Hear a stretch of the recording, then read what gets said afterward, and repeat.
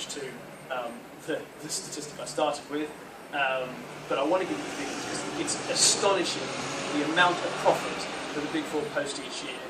£2.4 billion for Tesco, £712 million for Sainsbury's, £935 million for Morrison, and at the moment, £855 million for Asda. Incredible amounts of money. That's their profits. Just incredible. And that's going to relate to what I talk about a little bit later. So, and I wanted you to have those statistics. Environmental impact as well. This is a Green Party event, so I want to give you three little stories. One of their big environmental problems is the transport infrastructure and the distances you have when you have a centralised distribution network. Tesco's has less than 7 central depots where everything goes to and then is distributed to. So the increase in road miles and food miles is obviously very significant. But here's three little stories, just to really give you a flavour. In a field not far from Evesham, Worcestershire, organic crops are grown, some of which will be sold through 2 large supermarkets on the outskirts of that town. The distance is about 1 mile away. However, before those crops can reach the supermarkets, they first go to a vegetable co-op in Herefordshire, then to a packhouse in Dyfed, Wales, and from there are 2 separate distribution depots, one just south of Manchester. Finally, from there they arrive in Evesham. Yes. Bananas sold by Geese, the fruit and vegetable distributor, are imported through Southampton, fine. They're taken by road to Lancashire for ripening, then they're sent back by road to a Somerset warehouse, and then they're distributed all over Britain. Tomatoes sold in Dewhurst shops are brought by road from Pilling, Lancashire to Lancaster.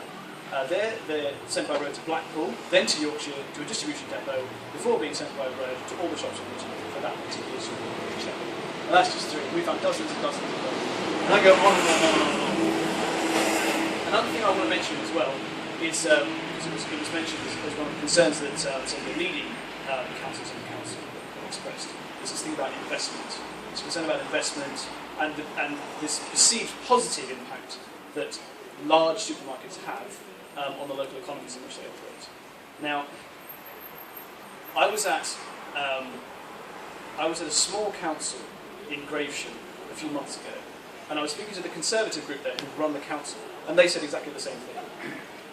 They said, we have a large new Tesco that we're considering allowing to open here, and we think it would be good. You know, why should we not? And I said, okay, before I go into the evidence and explain it from a sort of economic principles perspective, just a logic perspective, when the large Tesco opens here, it's going to be a sort of superstore size. Are people going to buy more broccoli? Are they going to buy more carrots? And the council said, no. Is the demand for all your particular groceries going to shoot up? No. Okay, so the only way their business model can possibly work is if, over time, after a large store is opened, they knock out other businesses. They're either going to knock out other big supermarkets, or they're going to knock out, much more likely because of the small cost margins and profit margins they operate on, the smaller shops. That's got to happen. So you aren't going to see an increase. And then if you look at the statistics and the evidence, for every pound you spend in a smaller shop and a smaller retail, you actually have more jobs generated.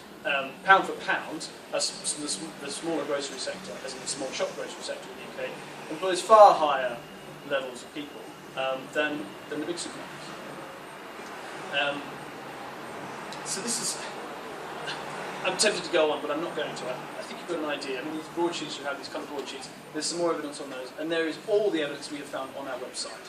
So I hope that gives an impression of the problem, that they are a significant detrimental impact.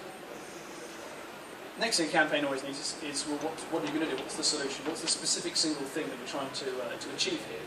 Now, what we have suggested is something that's already been done in 2 countries in the UK. It's been done in Northern Ireland, it's been done in Scotland. And what that is to place a levy on the largest supermarkets. Now, their measure is where they have a rateable value of over £500,000. A specific store, that's a very big store, basically. Any of your superstores will fall into that category. The levy that they have that they have legislated for is 8.5% as an increase on the business rate that they already pay locally. It's a very, very small amount, a very modest amount. In comparison to all the costs that a big supermarket chain pays, it's tiny. It's a marginal cost amongst many.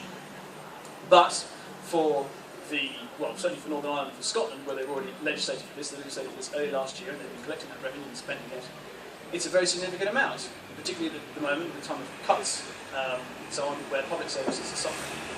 So that is what we're suggesting. We're suggesting a levy.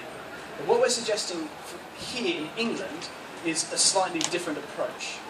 Because our principle is very much localism, and because we're suggesting we use this new act called the Sustainable Communities Act, we're suggesting that rather it be collected by central government, as it is in Northern Ireland and Scotland, that the councils have the power to collect it from the large supermarkets in their area.